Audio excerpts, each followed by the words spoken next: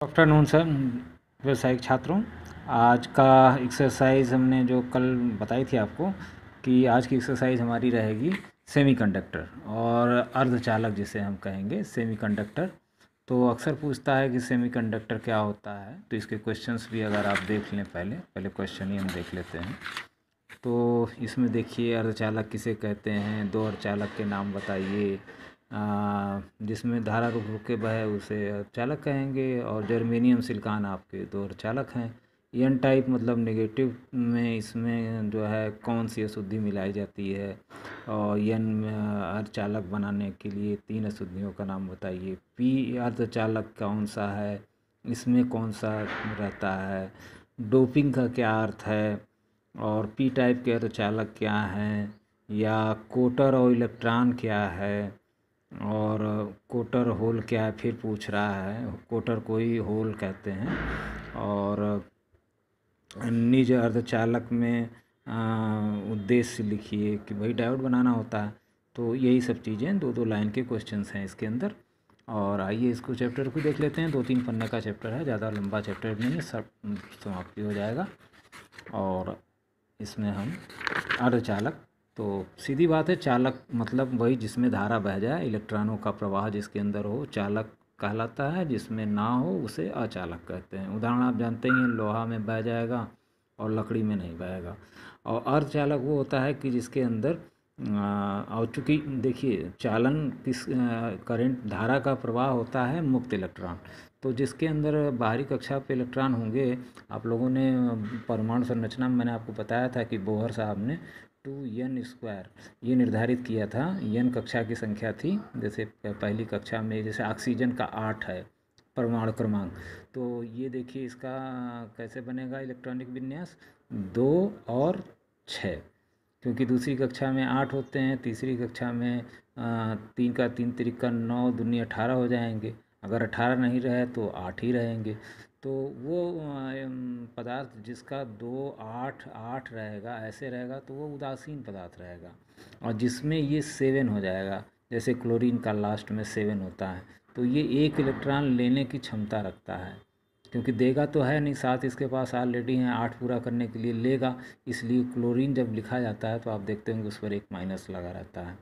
उसी तरह से हाइड्रोजन है, हाइड्रोजन के पास एक ही इलेक्ट्रॉन होता है, तो ये देने की रहता है, तो H2O बनता है आपका।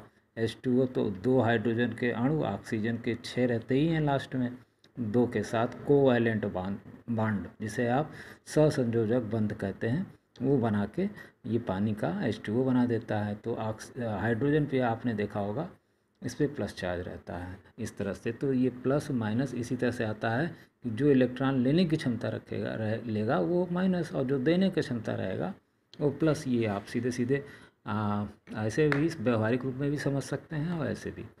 तो आइए देखते हैं अर्धचालक क्या होता है। तो चालकों का गुण क्या है कि रेजिस्टेंस कम होना चाहिए ताकि करंट बह जाए, और ये सुदृढ़ होने चाहिए लोहे की तरह से। चालक धातु है तो उसका तार बनाया जा सकता है। और कुचालक उसे कहेंगे जिसमें कि जो है निष्क्रिय रहते हैं। बाहरी कक्षा में 4 इलेक्ट्रॉन होंगे या 8 इलेक्ट्रॉन होंगे। बाहरी कक्षा में 4 इलेक्ट्रॉन याद कर लीजिए, 6, 7, 8 का विषय है कि बाहरी कक्षा में अगर 4 इलेक्ट्रॉन हैं तो वह धातु होगा, वो गैस नहीं होगा, हाइड्रोजन या क्लोरीन लिक्विड नहीं होगा। अगर 4 है उसकी बाहरी कक्षा में 2, 8, 4 या 2, 4 ऐसे भी है इलेक्ट्रॉनिक विन्यास इस तरह से, तो वह धातु होगा। ये 6, 7, 8 में आप पढ़ सकते हैं, और कुछ में 8 भी होते हैं। तो ये निष्क्रिय होते हैं, इसे हम जैसे सूखी लकड़ी, कांच, चीनी मिट्टी, अभ्रक, ये सब इनको कुचालक। अर्धचालक इसमें ये तो ना तो चालक होते हैं ना ही अच्छे अचालक होते हैं या कुचालक होते हैं।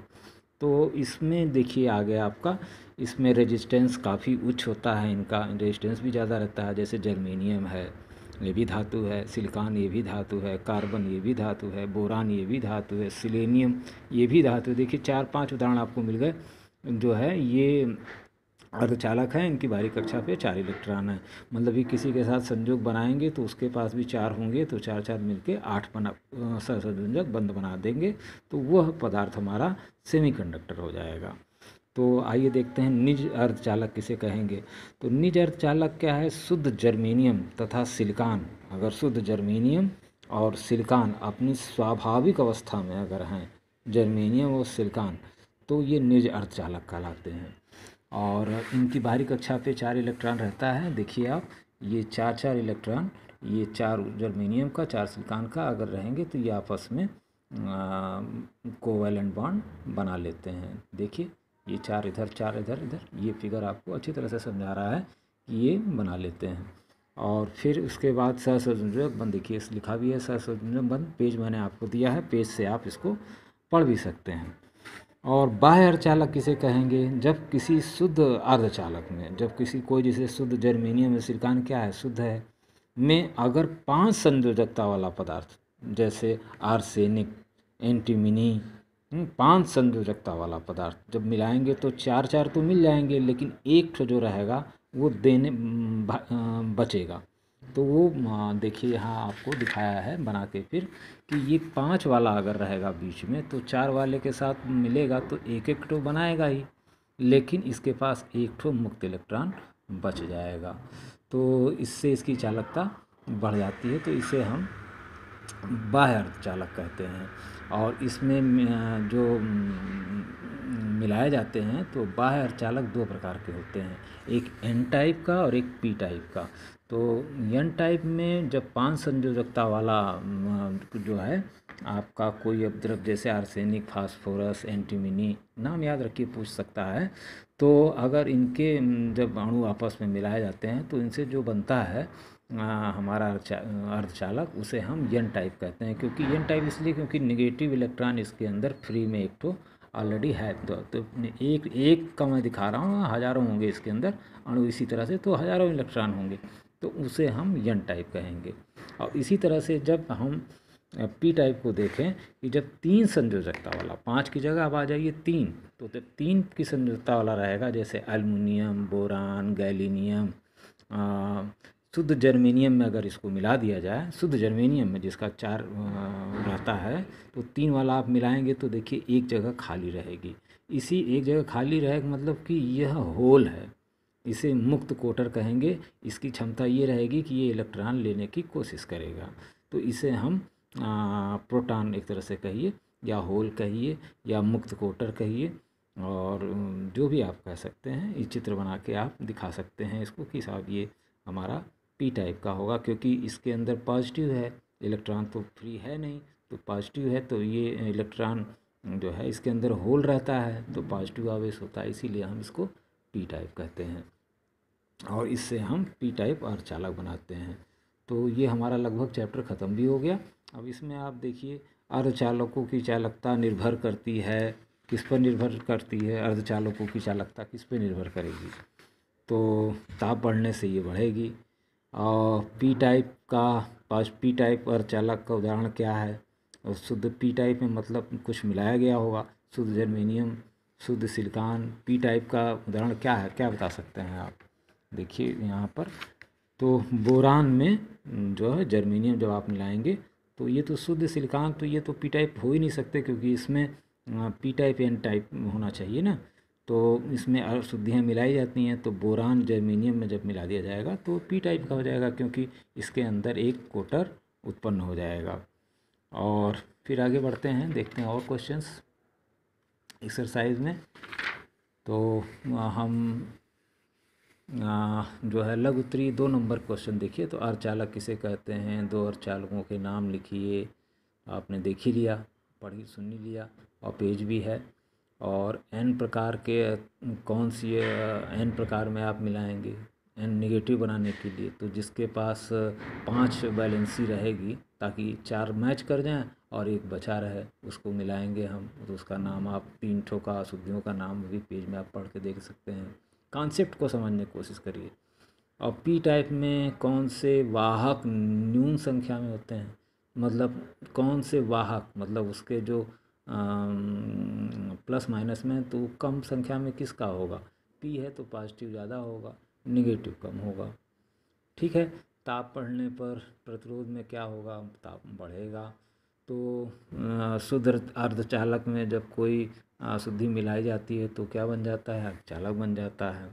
और शुद्ध व अशुद्ध अर्धचालक में क्या अंतर है, जैसे जर्मेनियम सिलिकॉन तो शुद्ध है, इनके बाहरी कक्षा पे 4 इलेक्ट्रॉन रहेंगे, यही शुद्ध होगा, और जिसके पर 3-5 होंगे वो अशुद्ध हो जाएगा। होल किसे कहते हैं, होल का क्या है, निज अर्धचालक क्या है, बाह्य अर्धचालक क्या है, इलेक्ट्रॉन तथा कोटर में अंतर क्या होता है, इलेक्ट्रॉन नेगेटिव, कोटर पॉजिटिव। तो इस तरह से आपको जो है सवाल दिए जा सकते हैं, छोटे छोटे सवाल ही हैं। और अगला जो इसका चैप्टर है, इसी के आधार पे हमें डायोड बना।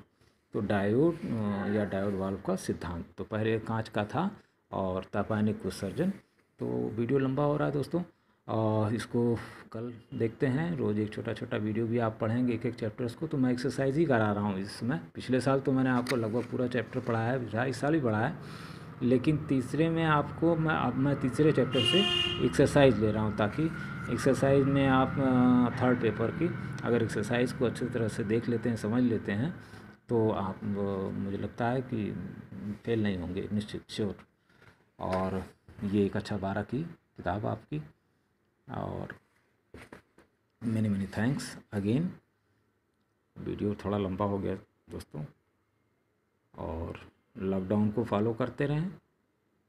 Many many thanks.